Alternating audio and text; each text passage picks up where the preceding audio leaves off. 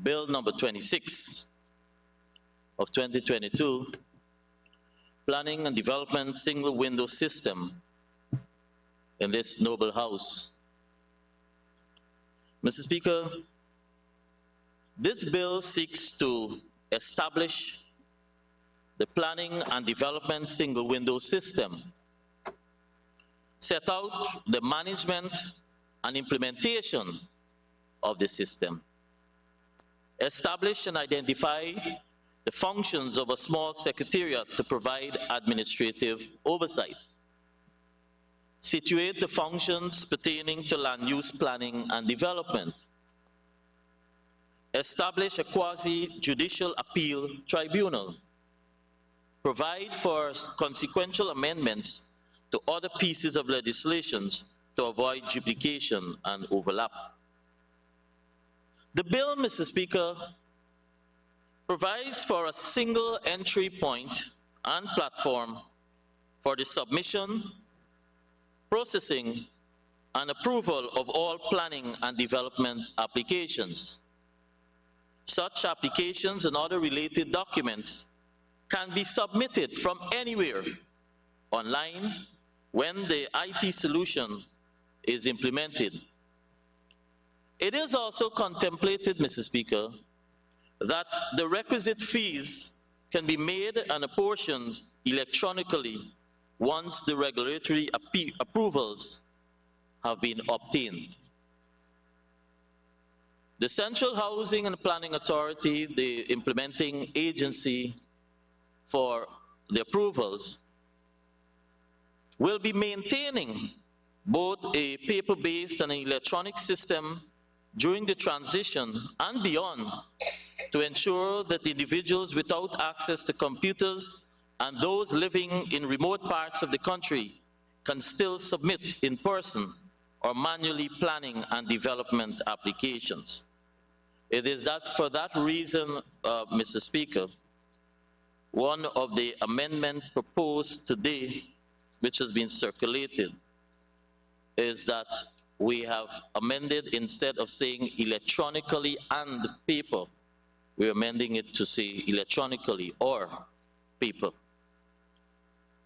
The bill imposes an obligation on the Central Authority to consult and coordinate with identified relevant agencies and prepare an administrative scheme for coordination in respect of expeditious processing of planning and development applications. However, a number of key components of the system will be developed through regulations, and these include the administrative measures relating to the use of the system, the criteria for processing and approving, for preparing first of all and then submitting planning and development applications, and then the timeline for processing and approving planning and development applications. The terms and the conditions that users of the system must comply with, that is in respect to the forms and the fees to be applied. And also, as part of the regulations, would be the manner for making payments, as well as procedures for registration and other details necessary for users' registration.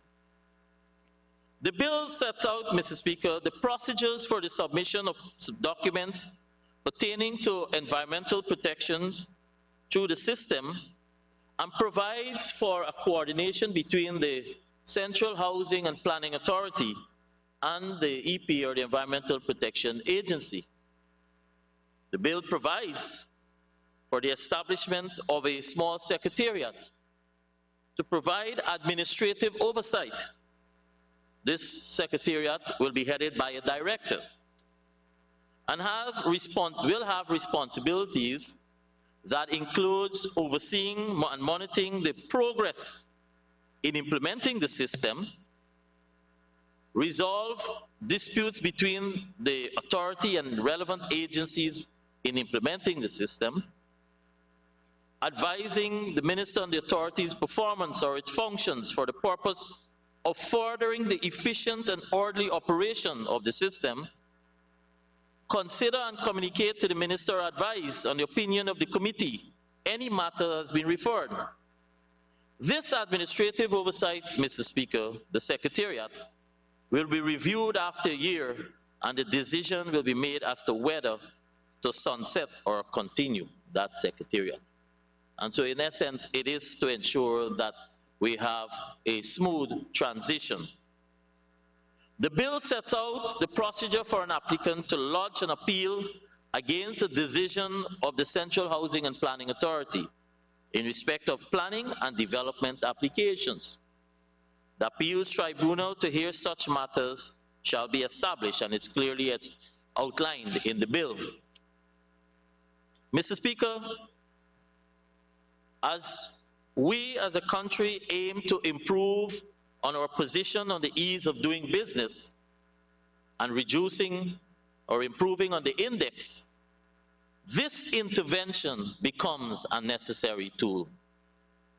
What obtains now is a tedium of disparate parts that is costly, laborious, frustrating, and with gaps that often lead to redundancies and inefficiencies, which in turn disincentivize businesses. The platform will bring predictability, Mr. Speaker, will bring less bureaucracy, will bring transparency, will reduce cost and compromise, and most importantly, it will bring structure to what may be seen as some inefficiencies in the system.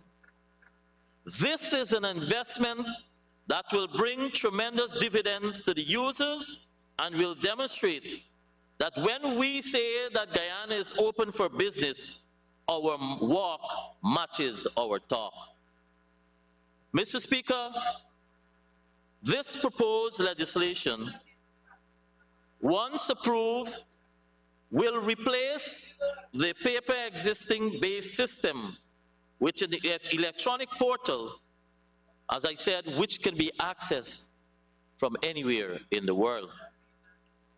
Users will be able to submit their applications and supporting documents electronically. Check, and equally, users will be able to check the status of their application from the comfort of their home or offices, as well as allow decision makers to monitor the performance of the various agencies and ministries, as this legislation includes timelines associated with each component of the process, which will hold all the approving agencies involved in this approval process, which will hold all of them accountable.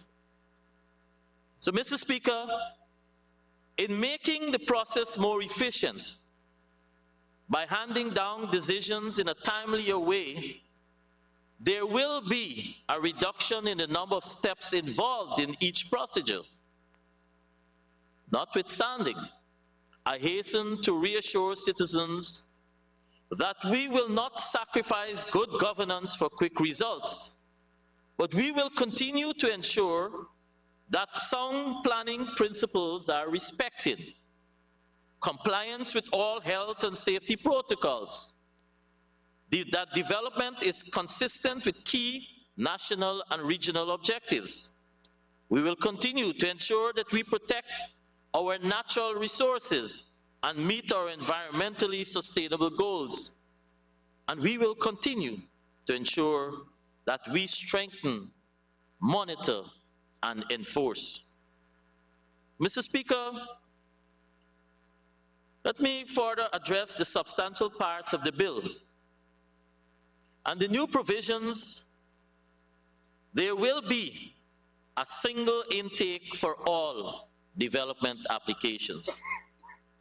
The Central Housing and Planning Authority will be that single point of access, whether you are applying for permission to build single unit or major commercial establishments.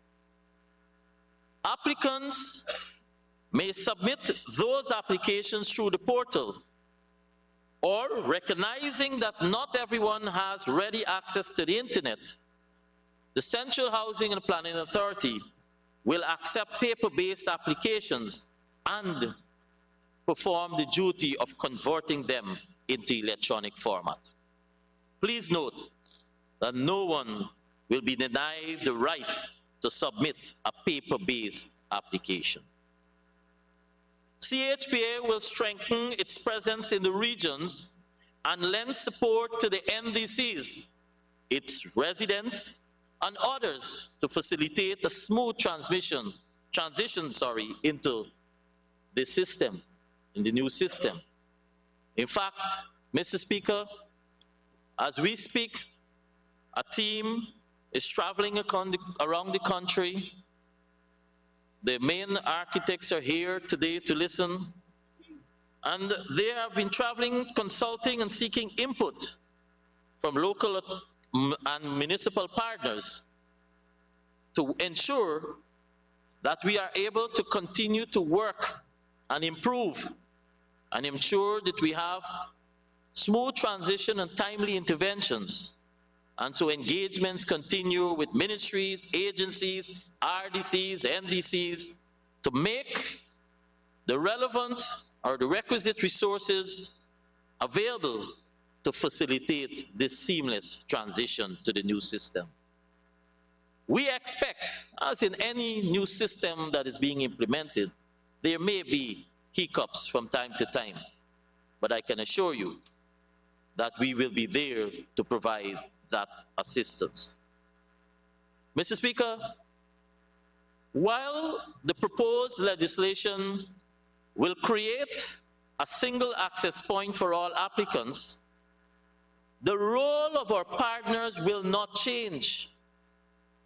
We will still rely on our partners for their input through this new system and their responses, but it must be time-bound, and that they will have to provide that information within a specified period. That time period will be defined in the administrative scheme provided for in this legislation, because the bill requires that the administrative scheme be put in place 6 months after the proclamation of this legislation, and the staff is consulting with all existing partners on an amicable timeline. But, Mr. Speaker, one of the other components of the proposed legislation is the introduction of a pre-consultation or a pre-submission process. The intention here again is to strengthen transparency of the process. This option will be available for major developments. It would allow proponents to have a discussion with CHPA and all relevant ministries and local government to discuss an investment or a development prior to the application. The intent here, Mr. Speaker, is to pave the way for greater clarity on the requirements and to allow the exchange of ideas between the proponent and the government entities. While this pre-submission consultation is not mandatory, it could be beneficial to all parties and allow for a better outcome. Mr. Speaker, when approved, this legislation will set the stage for the requirement of a complete application before the timeline commences. The requirements of what constitute a complete application will be on the portal, and thus, proponents will be required to complete and attach all the relevant documents prior to the application being uploaded. Not dissimilar to if you are applying for a passport online and all the relevant fields aren't addressed. The system will identify the deficiencies and will not accept the application. This, Mr. Speaker, will eliminate any frivolous application or applications that could potentially clog the system. Once the applicants are successful, or they have successfully uploaded and the fees are paid, CHPA will do a preliminary review and forward the applications to the affected ministries and agencies and local government entities for their review and input. These agencies will also be given a definitive timeline to review and provide feedback. Once comments are received, staff will then prepare the reports and recommendations to the board. Mr. Speaker, to meet the timelines, we are also looking at the option of increasing the frequency of the meetings of the Central Housing and Planning Authority Board. Rather than meeting once a month, the board may be required to have an additional meeting to facilitate timely decision-making. In this regard, the local democratic councils and local public works committee will also need to review the frequency of their meetings. Mr. Speaker, the proposed legislation includes a provision for an appeals tribunal. In this regard, an applicant who is aggrieved by a decision of the board may, within 28 days of the receipt of that appeal, or receipt of the decision first, may appeal against that decision to the Planning Appeals Tribunal by notice in writing. And that tribunal may, one, allow or dismiss the appeal, may uphold the decision of the Central Planning Authority, or reserve or vary the decision of the CHPA. Mr. Speaker, it should be noted that the Planning Appeals Tribunal shall be final unless that there is a declaration that the matter is one of national interest. In such a if such a declaration is made, the decision of the Appeals Tribunal will be reviewed, and there may be, by Cabinet, a confirmation of the decision, conforming the decision with conditions, or a revocation of the decision. Mr. Speaker, another important feature of this bill is the creation of the Planning Oversight Committee. The committee shall be responsible for overseeing and monitoring the CHPA progress in implementing the system, advising on the performance of its function for the purpose of furthering the efficient and orderly operation of the system. Mr. Speaker, as per the above, this will be an independent committee to ensure the efficacy of the system. Even the CHPA actions will come under scrutiny. This again demonstrates government's commitment to a robust, efficient, and transparent system.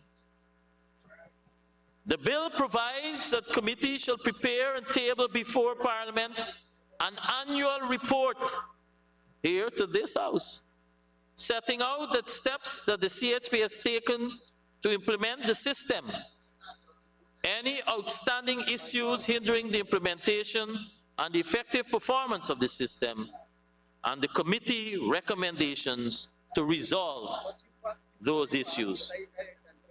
Mr. Speaker, this is a transformational process that will allow us to make decisions faster, to strengthen transparency, enhance predictability, and modernize our planning and development approval process. CHPA will continue to work with all our partners to ensure readiness to implement the new system, and we will provide the necessary training to strengthen adaptability. Mr. Speaker, a little under 5 months ago, this bill was laid in Parliament. And almost simultaneously, the procurement process, the procurement bill was published. And at the end of December 2022, following a competitive process, contrary to statements I see emanating from the opposition, a contract was awarded to Global Services, a consortium of companies based in Guyana, the USA, and UAE. And in preparation for the launch of the portal, we had committed to consultations with all stakeholders.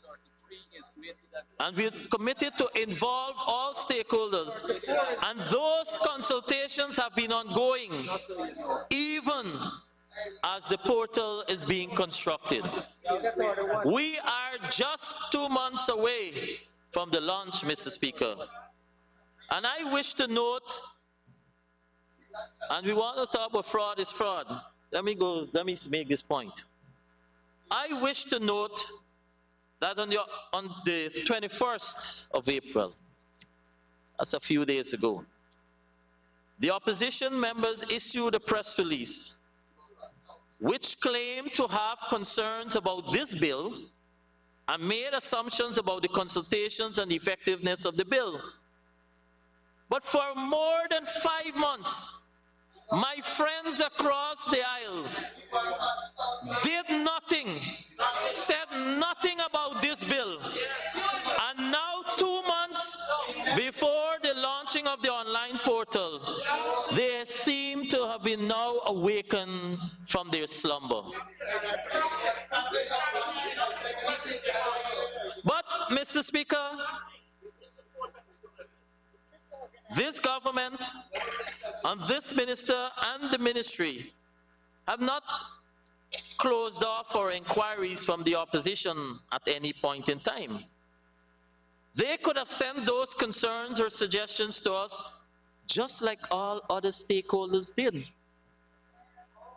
But the release states that they do not want to stymie development and that they support the bill in principle.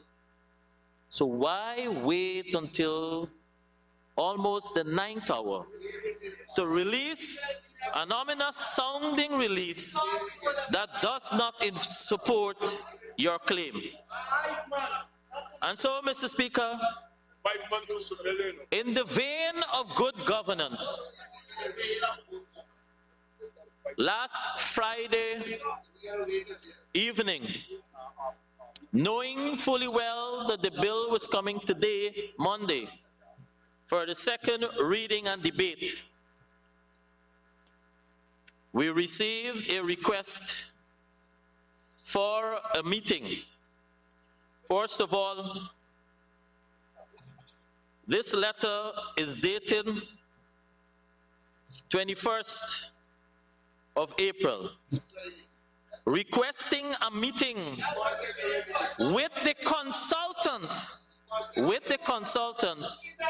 for the single window. I am the elected official of the House, and I am the accounting officer for the region and the ministry.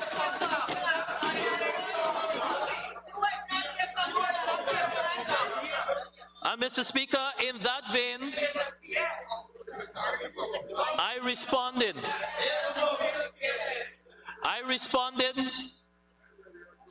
and accepted for a meeting with the members of the opposition. And the opposition then sent back a letter requesting a short notice, but for a meeting on Saturday afternoon. I then responded and agreed to a meeting yesterday, Sunday, and we met at 2 p.m. or 1400 hours and listened to every matter and concern that were raised by 7 members of the opposition. At one time I thought it was a pre-parliament. So, Mr. Speaker,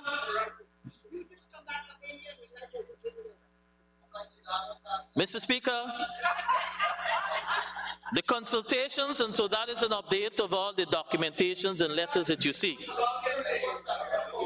The consultations are intended to bring awareness about the portal, examine the procedures for the ministry, the agencies, the RDCs, and to even receive feedback on the progress made. I am pleased to report to this House that these consultations have been robust, fruitful, and will greatly contribute to the success of this project. Mr. Speaker, complaints from investors and private homeowners in Guyana are frequent about the complexity, the time lost, and the lack of seeming transparency in the existing multi-agencies process to obtain a construction permit. During the consultations, we realized that the entire process for a single building permit, for example, for warehousing, can see as much as 30 activities taking place, implemented by 6 government agencies, and that every permit requires at least 11 trips by the applicant to government offices. The risk of arbitrary decisions and corruption arising from undue discretion is high. And at least 6 of the steps, increasing the uncertainty and the risk of abuse for applicants. There may be also matters of hidden damage to economic activity, which can be substantial. Therefore, Mr. Speaker, having outlined all of the above, reforms are necessary, hence the presentation of this bill.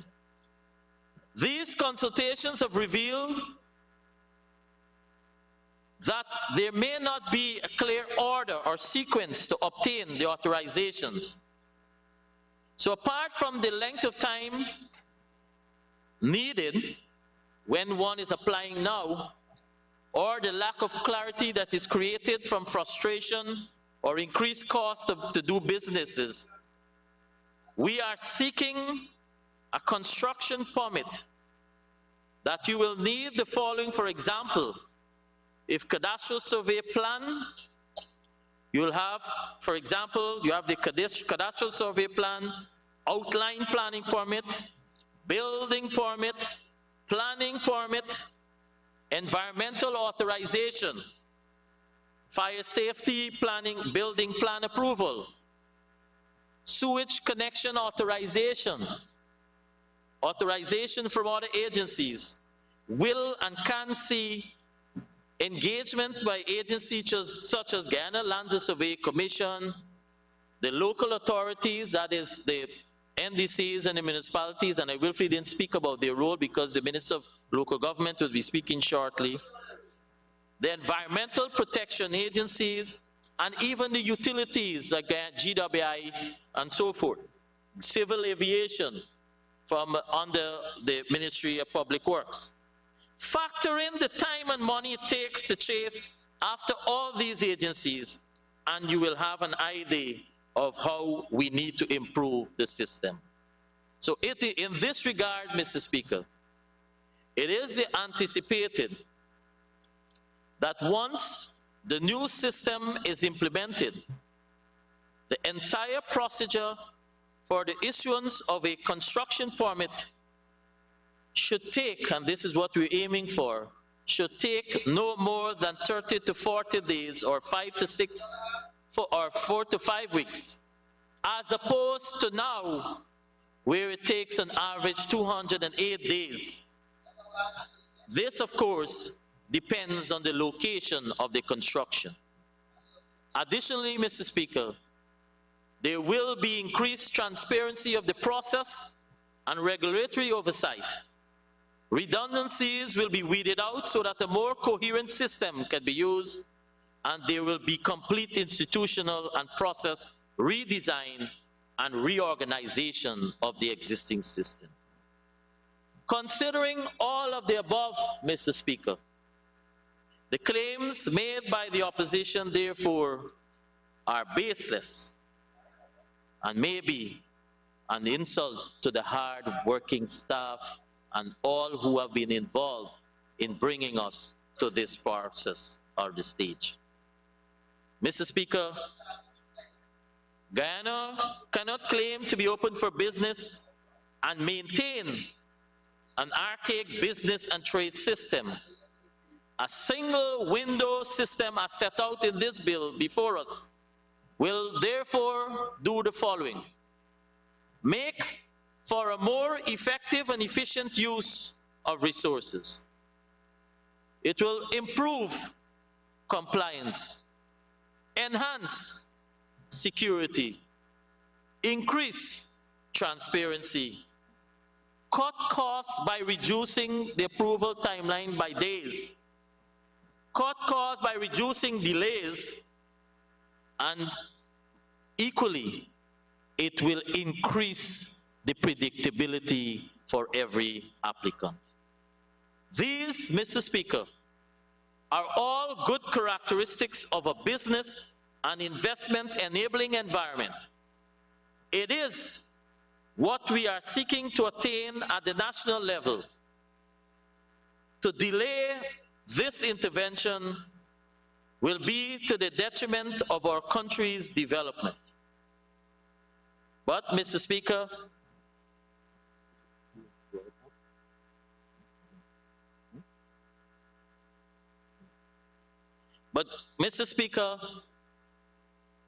last evening we received a list of proposed amendments,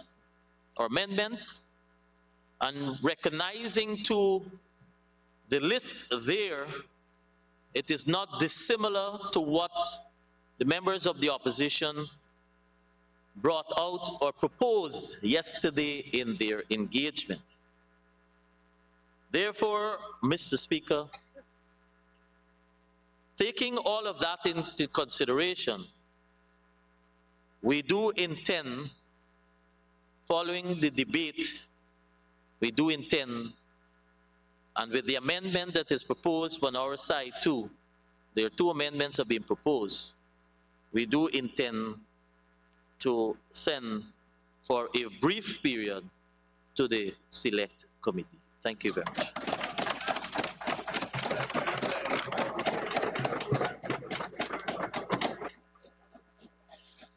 Thank you, Honorable Minister. Now call on the Honorable Member, Ms. Annette Ferguson, to make her contribution.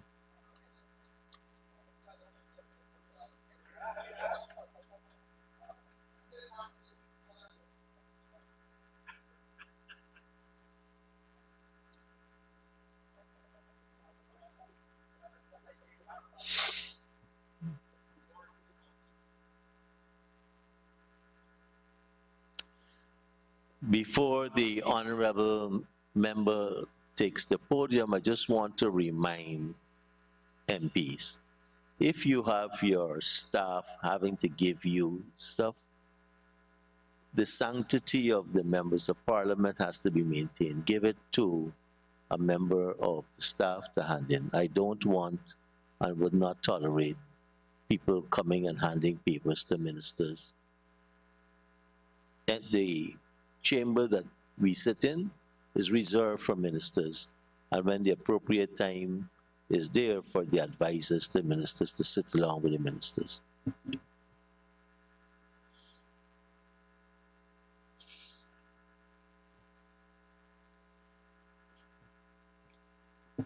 At 11:35, you may proceed, honorable member.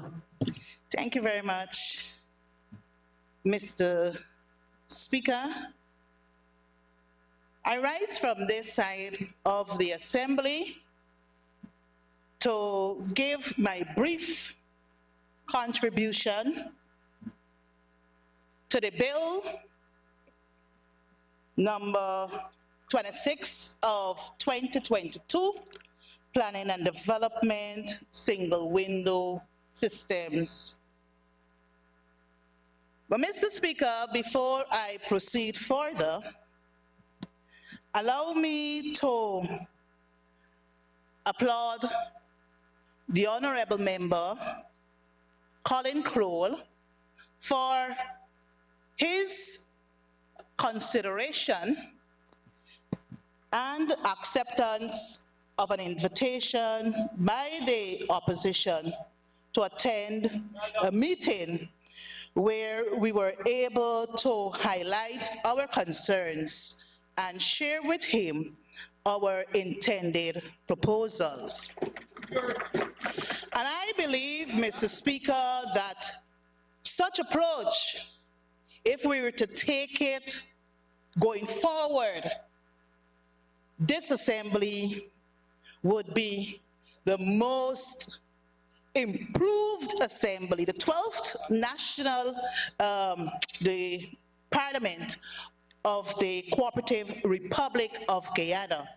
And it will also say to our citizens that we can mature as leaders when it comes to national issues.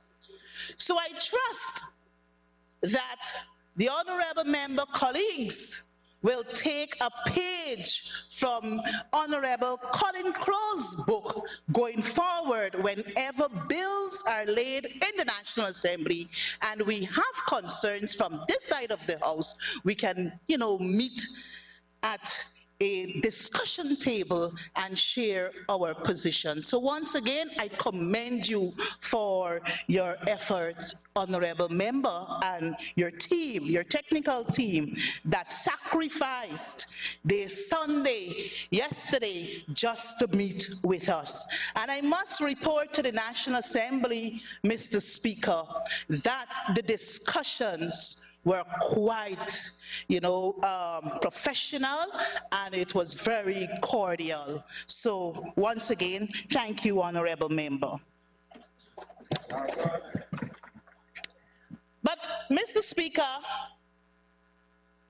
I also want to put on record that this is not the first time our nation is seeing a single window system being established. And oh yes, seriously. And I do believe that we should be able to give the then government, under the leadership of Brigadier David Arthur Granger, the applause, because we were able to introduce the Customs and Trade Single Window Systems Bill in 2019, and this bill came into effect after countrywide consultations between 2017 and 2018, where we were able to do widespread consultations and take, recommendations and suggestions into consideration. Mr. Speaker, I do believe, when I went through the bill, it is a very good bill. And in principle, the opposition do intend to support the bill. But we do have some concerns, and I think those concerns were shared yesterday. We do have amendments, proposed amendments, and I'm also happy to hear that the honorable member, after much consideration, that this bill will now be sent to a special select committee where the opposition and all other members, perhaps from civil society, can also have their input. And I must applaud the honorable member Colin Crowell for this approach.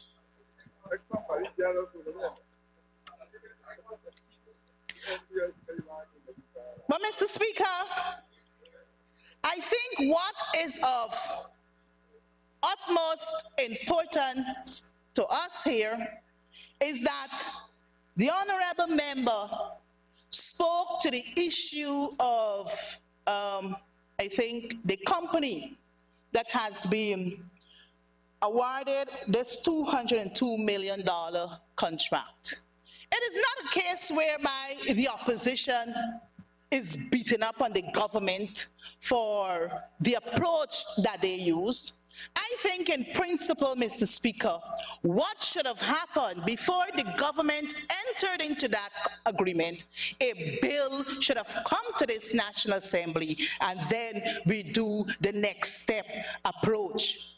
And if you look at it, Mr. Speaker, if I'm to parallel this bill with what is being touted out there, the EID card, of which the government has already entered into a contract arrangement with a foreign company. And you would have heard from civil society that a bill should have been laid in the National Assembly before any contract was awarded. Mr. Speaker, as a concerned Guyanese and an elected member, I believe the time has come for us to raise the bar. Because if you're to conduct business across the government agencies, the time, the bureaucracies that our people have to face, it is not easy. So with this bill now coming before to address a one-stop gap where everything will now be processed and so forth, I think this is a positive step going forward. Mr. Speaker, as I said before, since the bill is going to the Select Committee, I don't think I would want to derail my arguments further in the House of the National Assembly. But I will await, Mr. Speaker, I will await when the bill is sent to the Select Committee, we can have our say at that level. So, Mr. Speaker, what are some of the issues we have with the bill? I think we have part 3, some part of part 3, I think specifically section 13 of part 3, that is also in our amendment.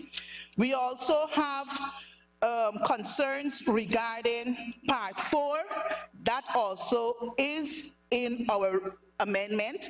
I have recognized that the annual report at section 21, the minister reported that annual reports will be presented to him, of which he is going to have laid in the National Assembly. So this too, the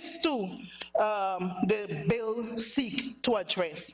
But Mr. Speaker, before I wrap up, I want to refer to an interview done on NCN by Mr. Anil Nandalal, Honorable Member. And this interview was conducted on April 20th, 2023, under the headline, Interview on Current Situation Relating to LGE 2023.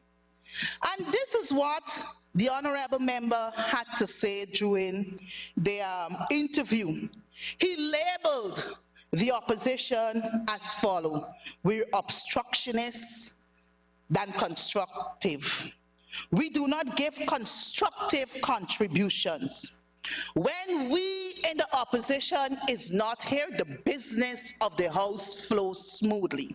But when we are here, we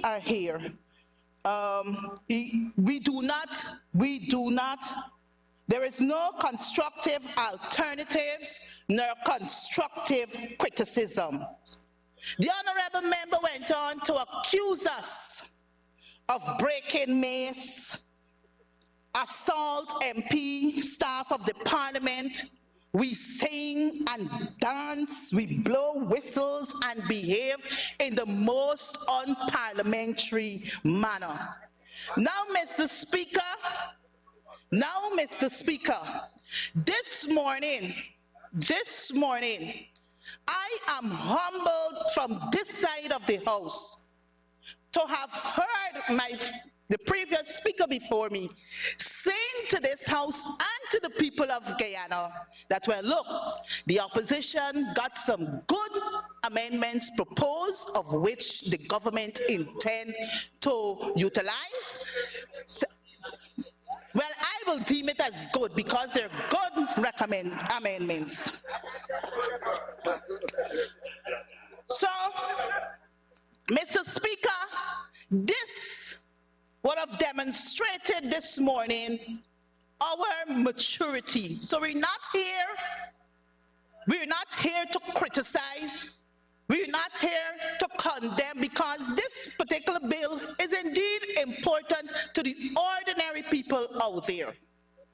But we are here to put forward solutions to have a robust legislation. So, Comrade Speaker, I want to also remind the House that I have prepared a motion under Standing Order 58 asking for this particular bill to go before a special select committee. And again, for emphasis sake, I want to say how happy I am that the government has decided to have the bill be sent to a special select committee for further elucidation and clarification. So with those few words, Mr. Speaker, I want to say from our side of the House, thank you, thank you, thank you, and we look forward to the robust engagements in the special select committee so that we can bring back to this House a well-crafted bill introducing the Planning and Development Single Window Systems Bill, because we do not want a situation to repeat itself, Comrade Speaker, regarding the Local Content Bill, regarding the Condominium Act, that we asked then for the government to have those bills be sent to a special select committee. We have been hearing that it is the government's intention to return the Local Content Bill to the National Assembly. So if you had listened to the wisdom, if you had listened to the wisdom, we would not have been hearing the Local Content Bill will return to the National Assembly. Once again, Comrade Speaker, thank you very much, and I look forward for further engagement in the Special Select Committee. May God continue to bless us, and may God continue to bless our beautiful nation, Guyana, despite the fraudulent signatures leading up to the... Honorable member, you want to withdraw that? Or have it struck? Thank you very much, honorable member. Minister Suzanne Rodriguez. And that was a good pound.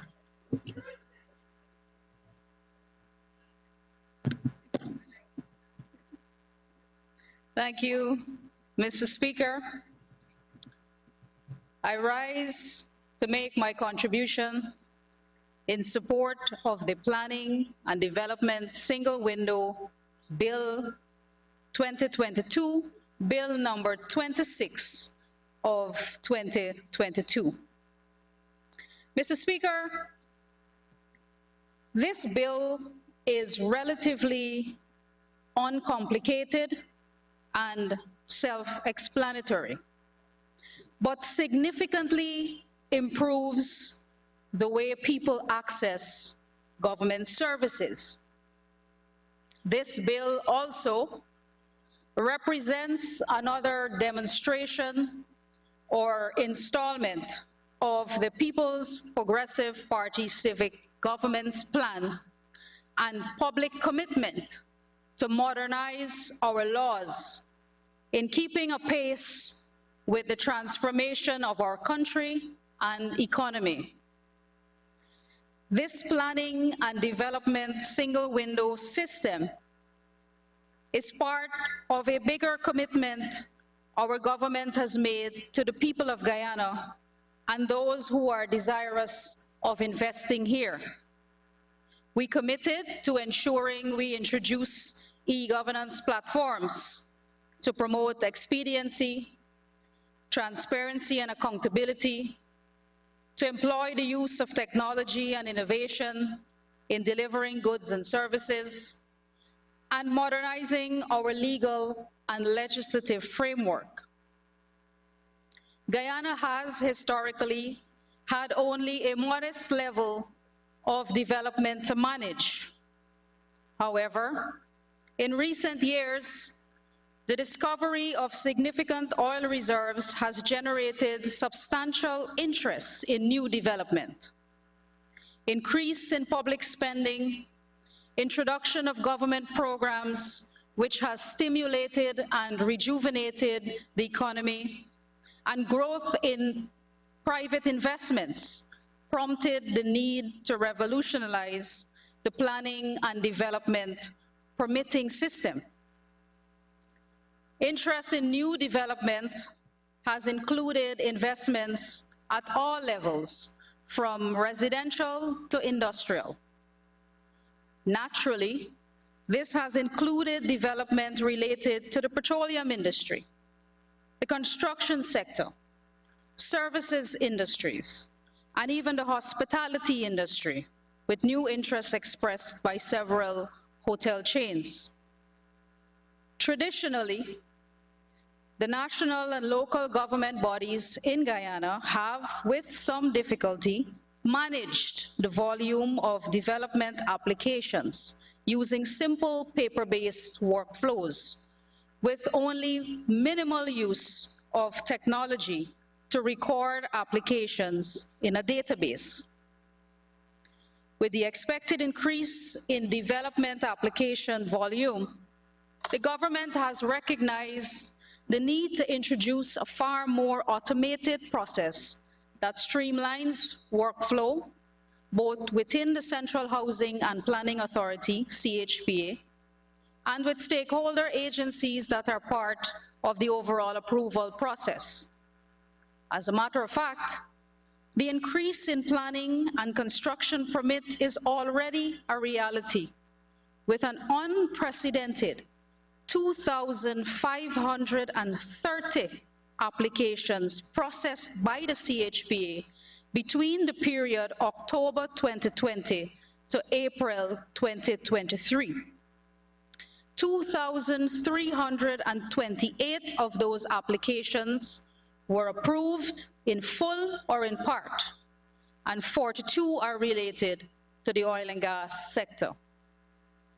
At this point, where Guyana is poised for economic takeoff, the enabling legislative framework is essential to effect and govern how we streamline procedures and how we work collectively as a government to improve service delivery to our citizens. And this bill is proposing to do exactly that. The objectives include reducing processing times, enhanced predictability, and improved customer service. There must be clear timelines, as will be set out by subsequent regulations, and enhancement of accountability and transparency. But, Mr. Speaker, how did we get here? And it is important for our citizens and for the members of the opposition to know what was involved in this journey. So within days of taking office in 2020, we met with His Excellency President Ali and received direction that we must make preparation for the introduction of an electronic single window system and the accompanying legislation to govern its management and implementation.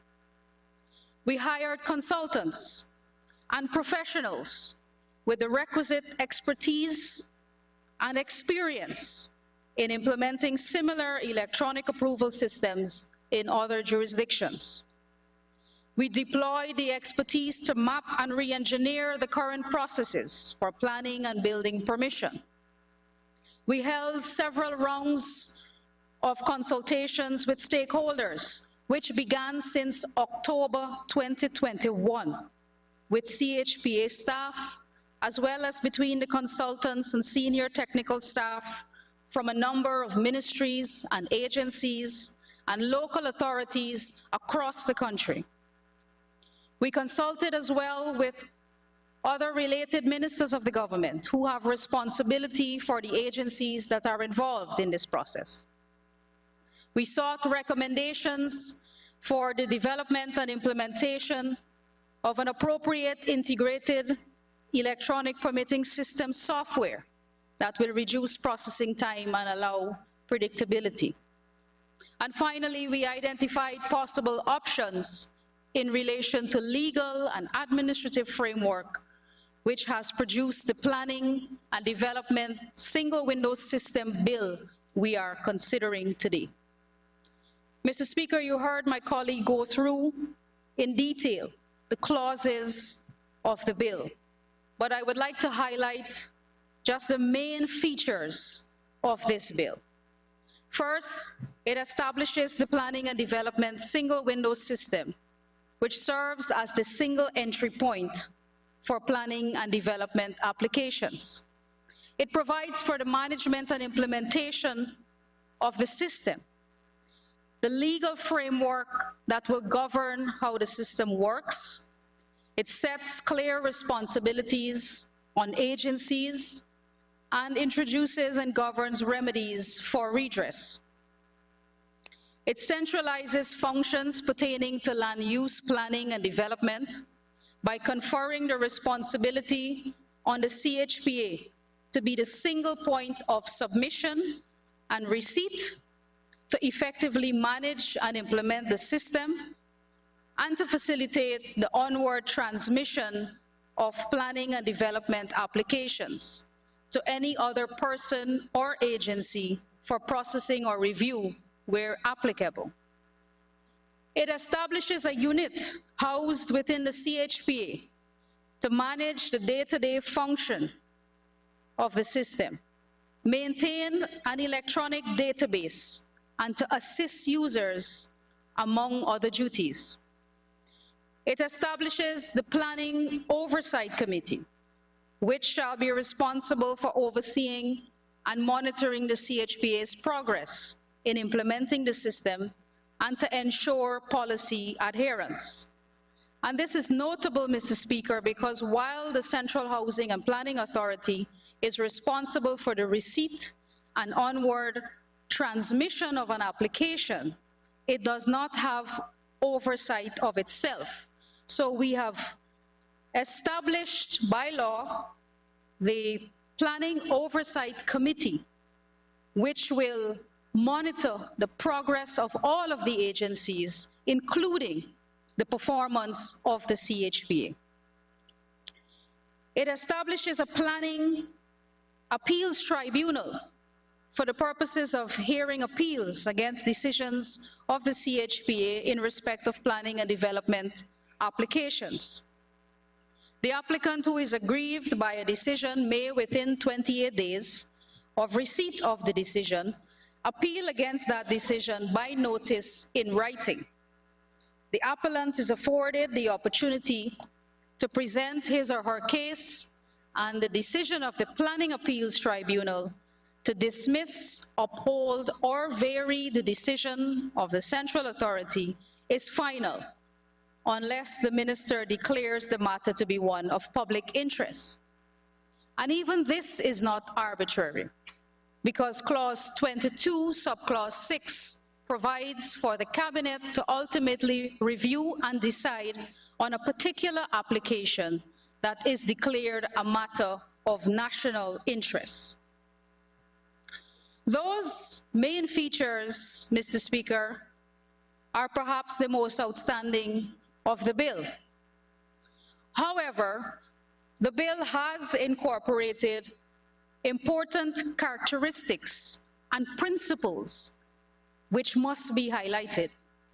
For example, This bill ensures strict adherence to the principles of transparency, accountability, certainty, and predictability to the approval process. Notably, it reduces the powers and influence of political figures in the approval process. Mr. Speaker, this is not the first time our government is attempting such a courageous piece of legislation. And may I remind this House that it is the People's Progressive Party civic government that passed the Condominium Act of 2022, which significantly reduced the powers of the minister with responsibility for housing, and placing upon him a responsibility to respond to an application and to make a decision on an application for a condominium within a certain time frame. And should he not issue his decision within that time frame, his approval is deemed to be granted.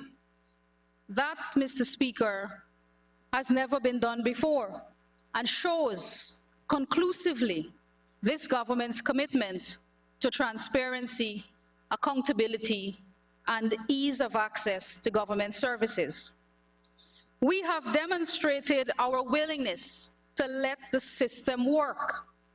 The PPPC administration, led by President Ali, is committed to ensuring transparency, accountability, and good governance in all sectors of government. There will be prescribed timeframes set out in the regulations for each agency to respond and provide feedback, to raise objection, or to issue a no objection. These are characteristics associated with a modern, transparent economy, and we are facilitating the transformation of our economy by updating and enacting legislation to govern a country in transition. Another outstanding feature, Mr. Speaker, is the ease of doing business with which this piece of legislation allows. We are fortunate enough to be living in a country that has become one of the fastest growing economies of the world. We can no longer rely on a paper-based system alone. We have to welcome changes which make our work easier and gives greater convenience to our citizens.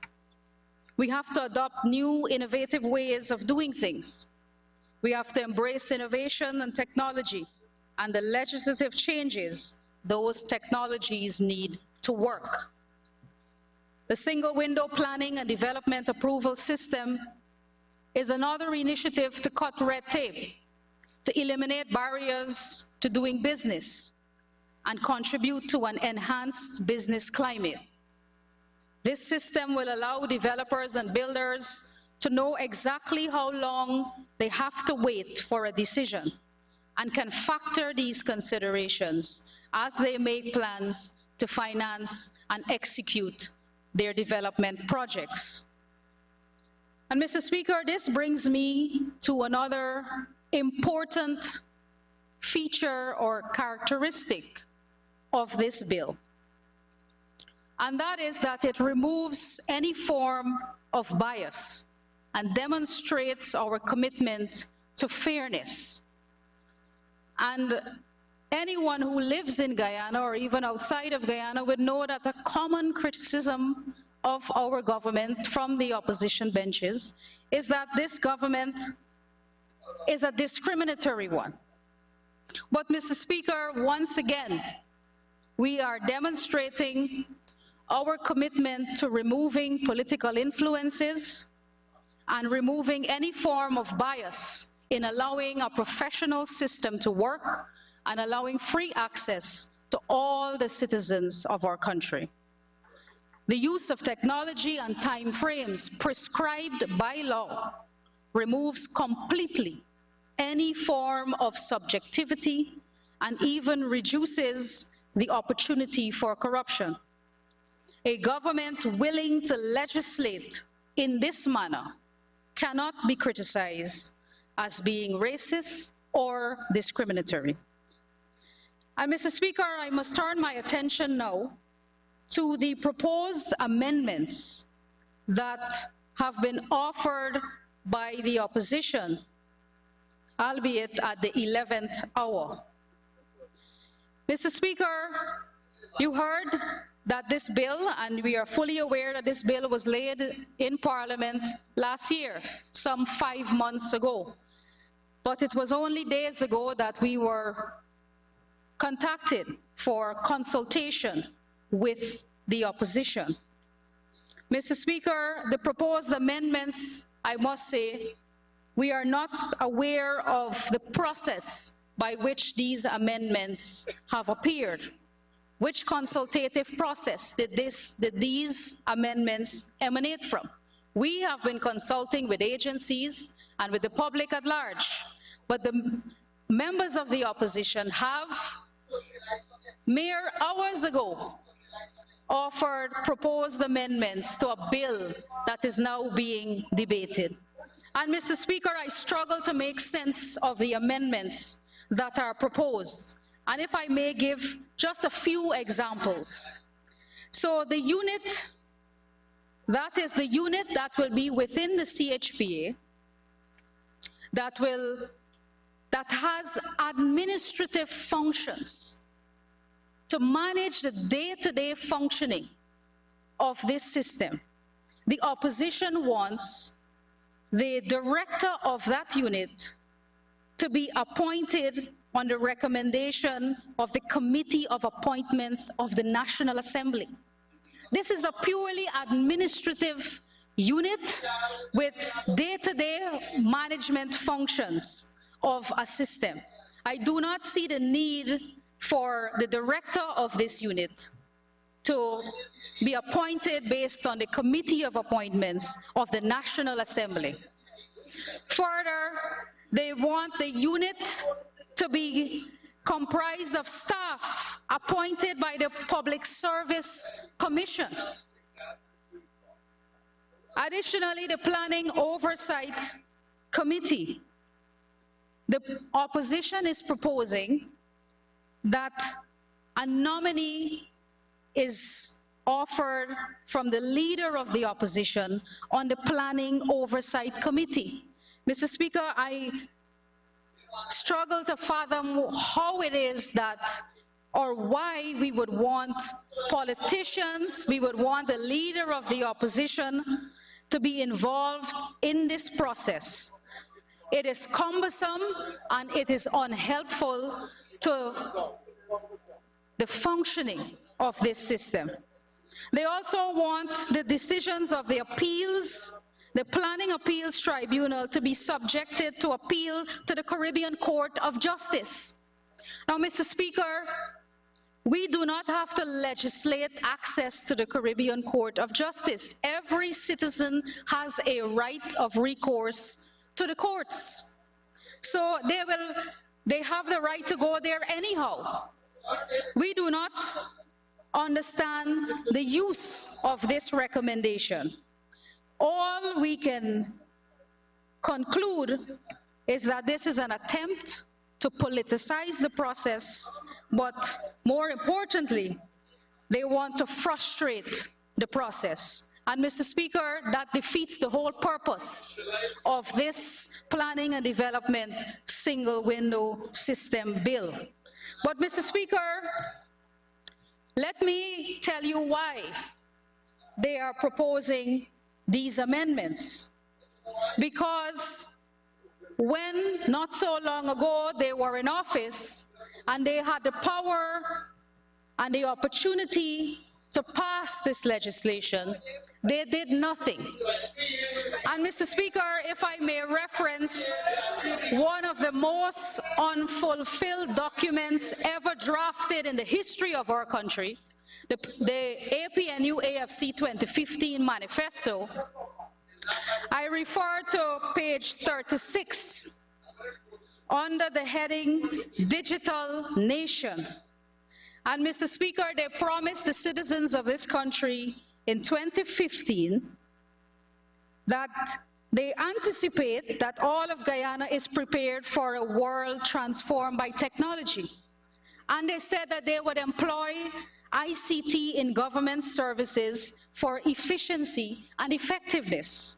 And then they promised this digital nation, which is a concept that they proposed. And they said that it is a comprehensive 3-year master plan, carefully crafted by globally respected experts in their respective fields to help prepare Guyana for that exciting transformation. Mr. Speaker, I beg to know where is the digital nation that the APNU-AFC coalition introduced to this country. And Mr. Speaker, that is why I can conclude that their proposed amendments is basically to frustrate the passage of this bill.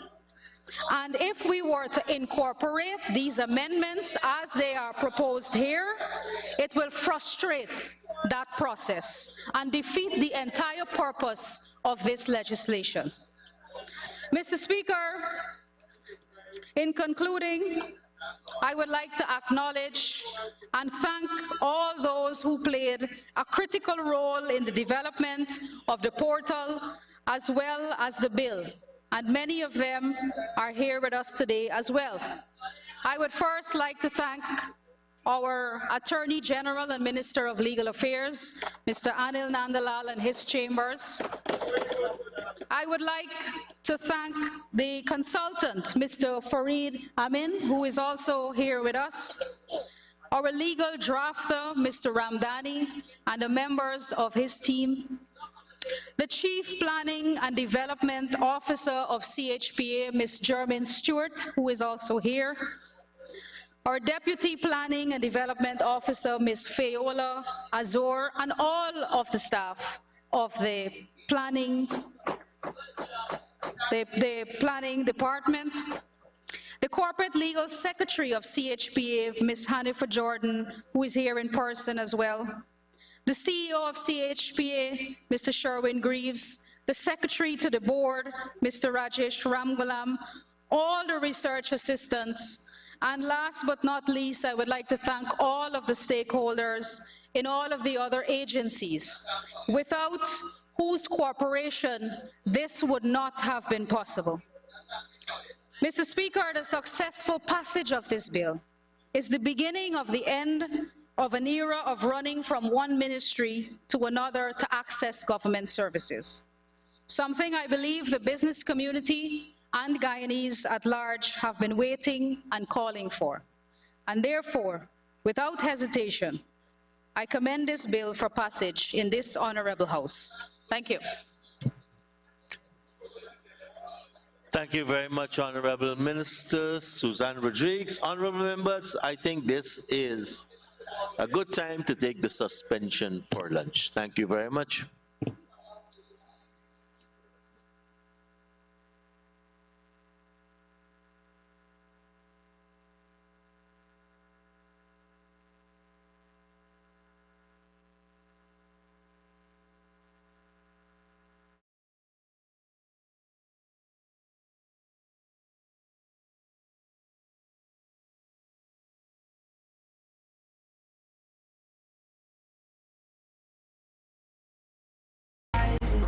This is our home, we love it, and we need to keep it. We have that right, so we ain't giving up no mountain. We ain't giving up no tree. We ain't giving up no river. That belongs to we. Not one blue sake, not one rice grain, not one grass, not a blade of grass. So we ain't giving up no mountains, we ain't giving up no tree, we ain't giving up no river. That belongs to we. Not one blue sake, not one rice grain, not one chorus, not a blade of grass.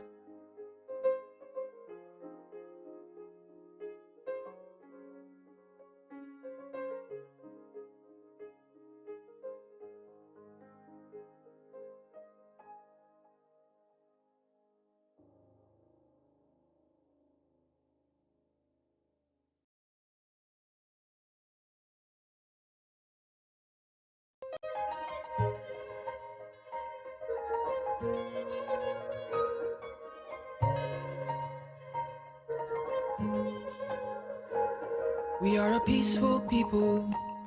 Struggle is we struggle, and we don't look for trouble. Just ask around. But when outside faces from foreign places